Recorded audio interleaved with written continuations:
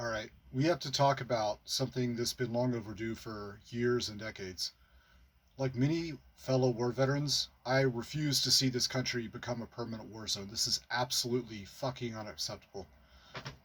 There are ways to address the core problem. There are skill sets we've learned from the war zone from 2 decades of fighting counterinsurgency and also working with local populations, civil affairs, civil engagement, psychological operations, understanding the sentiment of the local populace and how to avoid civil conflict, looking at the warning signs, listening to people on the ground, knowing how to work with communities. These are all things people have done, myself included, in countries where they speak different fucking languages. It's 120 fucking degrees with full body armor, and we still manage to create standard operating procedures and standardized training that even a 20-year-old private first class can at least learn to some degree to follow and understand. Now, don't get me wrong, we're not perfect veterans, soldiers. We make mistakes too. We have incidents, rules of war violations.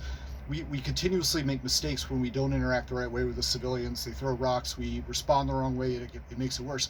But we address that problem at the source.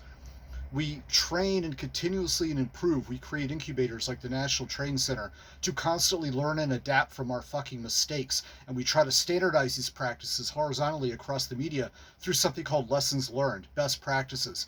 And then we adapt this into our scenarios, into our training, down to the lowest level, down to the lowest fucking person in the unit. There's no goddamn excuse. The Blue Shield is not an excuse to avoid having nationwide practices and training and better ways to vet people, better ways to train them, and better ways. Everything from using Brazilian jiu-jitsu and ways to detain people, that should be standardized. The Gracies have been doing this shit forever. There's no excuse not to have everybody, down to the smallest town in America, well trained. At the same time, there's better ways to understand community relations, how to work with the local population, how to avoid these mistakes, how not to have to kill someone outside a fucking bodega because they're selling Lucy's or whatever. I mean, once again, things are still going to go wrong. We're still going to have problems. People are still going to make honest mistakes, and you're still going to have scumbags that hurt and kill people, and there's still going to be police brutality, and some of that can't be avoided.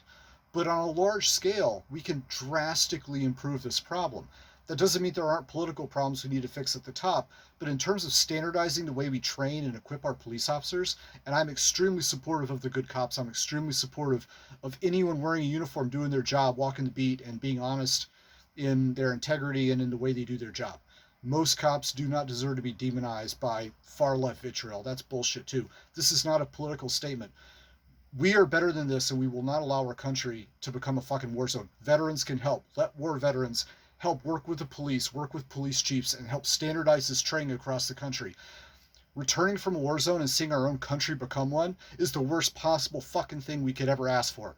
I'm calling every veteran in America, everyone who's in a position to help, to support this conversation. And anyone who says you support the troops, guess what? We can help. We can be assets here in our own country. Let us help. I have a psychological warfare background. I'm cross-trained in a lot of facets of special operations, counterinsurgency experience, human terrain. I speak a fuckload of languages. And believe me, there's a lot we can add. I don't have all the answers, but we can collectively crowdsource this knowledge. And we have the tools. We have the SOPs. We can fix this, at least a lot of it. I understand systemic racism will require a lot more, but I'm talking about protocols and practices. There's no excuse not to move forward. Let's have this conversation.